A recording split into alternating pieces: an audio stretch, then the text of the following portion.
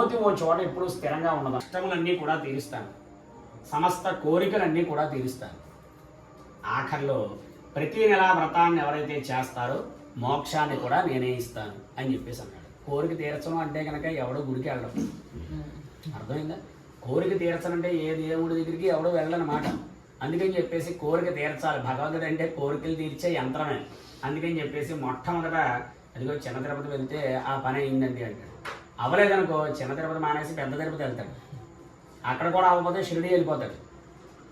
కానీ మొత్తం మీద అనుకున్నది అయితే తీరాలన్నమాట. అలాగా మీ కోరికలు ఏవైతే ఉన్నాయో అవన్నీ తీరతాయి అన్నాడు. అప్పుడు మళ్ళా నారద మహర్షి వారు ఆయన ఈ యొక్క వ్రతాన్ని ఏ నెలల్లో, ఏ తిథుల్లో, ఏ సమయంలో, ఎప్పుడు ఎలా చేసుకోవాలో అదంతా కూడా సవిస్తరంగా చెప్పయ్యా అని చెప్పేసి అడిగాడు.